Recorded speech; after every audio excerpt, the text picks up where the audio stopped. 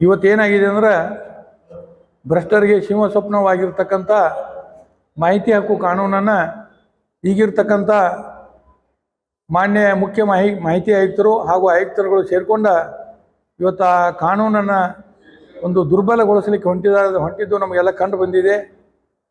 ಯಾವ ರೀತಿಪ್ಪ ಅಂದ್ರೆ ಮೊದಲನೇದಾಗಿ ಈಗಿರ್ತಕ್ಕಂಥ ಮಾಹಿತಿ ಆಯುಕ್ತರು ಮತ್ತು ಆಯುಕ್ತರುಗಳನ್ನ ನೇಮಕ ಮಾಡುವ ಸಮಯದಲ್ಲಿ ಶೋಧನಾ ಸಮಿತಿ ಮಾಡಿ ಇವ್ರು ನೇಮಕ ಆಗಿಲ್ಲ.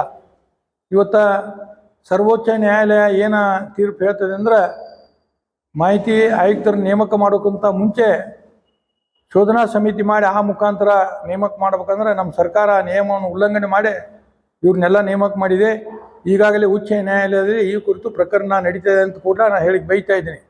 ಅದಲ್ಲದೆ ಈಗಿರ್ತಕ್ಕಂಥ ಮಾಹಿತಿ ಆಯುಕ್ತರು ಏನು ಮಾಡಿದ್ರಪ್ಪ ಬಂಧುಗಳೇ, 25 ಅರ್ಜಿಗಿಂತ ಹೆಚ್ಚು ಅರ್ಜಿ ಹಾಕುವಂಗಿಲ್ಲ. 25ಕ್ಕಿಂತ ಹೆಚ್ಚು ಅರ್ಜಿ ಹಾಕಿದರೆ ಅದು ಮಾಹಿತಿ ಹಕ್ಕು ಕಾನೂನನ್ನು ದುರುಪಯೋಗ ಪಡಿಸ್ಕೊಂಡಂತೆ. ಆದ್ದರಿಂದ ಅಂಥ ಕಾರ್ಯಕರ್ತರನ್ನು ನಾವು ಕಪ್ಪು ಪಟ್ಟಿಗೆ ಸೇರಿಸು ಅಂತೇಳಿ ಸುಮಾರು 27-28 ಜನರನ್ನು ಈಗಾಗಲೇ ಇವರು ಕಪ್ಪು ಪಟ್ಟಿಗೆ ಸೇರಿಸಿಬಿಟ್ಟಿದ್ದಾರೆ.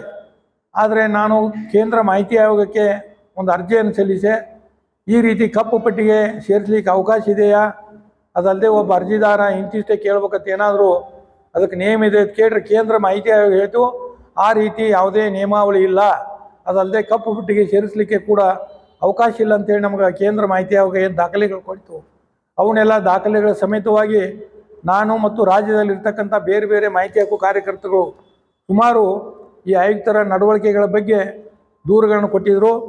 ಸರ್ಕಾರ ಏನು ಮಾಡಿದೆ ಅಂದ್ರೆ ಆ ದೂರನ್ನು ಗಂಭೀರವಾಗಿ ಪರಿಶೀಲಿಸಿ ಈ ನಿರ್ಧಾರವನ್ನು ತೆಗೆದುಕೊಳ್ಳೋದು ರಾಜ್ಯಪಾಲರಿಗೆ ಬಿಟ್ಟರೆ ಆ ಮಾನ್ಯ ಗೌರವಾನ್ವಿತ ರಾಜ್ಯಪಾಲರಿಗೆ ಈ ಪ್ರಸ್ತಾವನೆಯನ್ನು ಸರ್ಕಾರ ಕಳಿಸಿಕೊಟ್ಟಿದೆ. ಎಂದಪ್ಪ ಅಂದ್ರೆ ದಿನಾಂಕ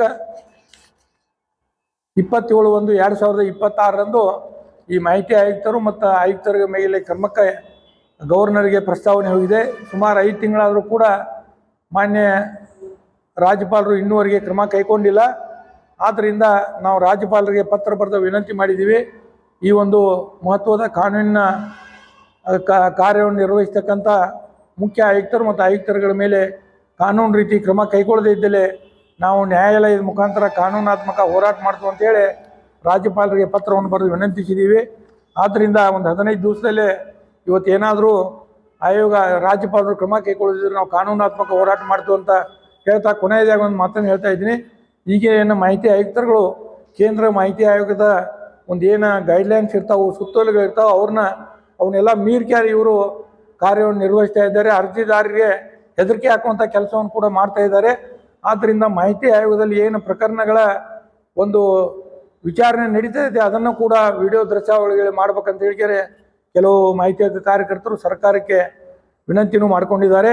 ಒಟ್ಟಾರೆಯಾಗಿ ಈಗಿರ್ತಕ್ಕಂಥ ಮಾಹಿತಿ ಆಯುಕ್ತರು, ಮುಖ್ಯ ಆಯುಕ್ತರು ಮತ್ತು ಆಯುಕ್ತರ ಮೇಲೆ ಕ್ರಮ ಕೈಗೊಳ್ಳದಿದ್ದಲ್ಲಿ ಕಾನೂನಾತ್ಮಕ ಹೋರಾಟ ಮಾಡ್ತೀವಿ ಅಂತೇಳಿ ರಾಜ್ಯದ ಜನತೆಗೆ ಮತ್ತು ಸಾರ್ವಜನಿಕರಿಗೆ ನಾನು ಈ ಮಾಧ್ಯಮಗಳ ಮೂಲಕ ಹೇಳಿಕ್ಕೆ ಬಯಸ್ತಾ ಇದ್ದೀನಿ.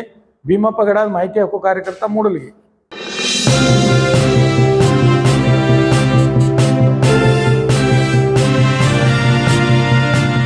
ನಿಮ್ಮ ಬಯಕೆಗಳು ವಜ್ರಾಭರಣಗಳೊಂದಿಗೆ ಬಂದರೆ ಹೇಗಿರುತ್ತದೆ? BMW X1 24 ಕ್ಯಾರೆಟ್ ಚಿನ್ನದ ಬಾರ್ ಮತ್ತು ವಜ್ರಾಭರಣದ ಖರೀದಿಯ ಮೇಕಿಂಗ್ ಚಾರ್ಜ್ ನ ಮೇಲೆ 100% ರಿಯಾಯಿತಿ. ನಿಜವಾಗಿ ಇವೆಲ್ಲವೂ ಸಾಧ್ಯವೇ? ಈ ಎಲ್ಲಾ ಕನಸುಗಳನ್ನು Bhima brilliance diamond jewellery festival ನೊಂದಿಗೆ ನನಸಾಗಿಸಿಕೊಳ್ಳಿ. ವಜ್ರಾಭರಣಗಳನ್ನು ಭೀಮಾ ಮಳಿಗೆಯಲ್ಲಿ ಖರೀದಿಸಿ ಆಕರ್ಷಕ ಬಹುಮಾನಗಳನ್ನು ಪಡೆಯಿರಿ. ಕೊಡುಗೆಗಳು ಜುಲೈ 9 ರಿಂದ ಆಗಸ್ಟ್ 9 ರವರೆಗೆ ಎಲ್ಲ ಭೀಮಾ ಮಳಿಗೆಗಳಲ್ಲಿ ಲಭ್ಯ. ಷರತ್ತುಗಳು ಅನ್ವಯ.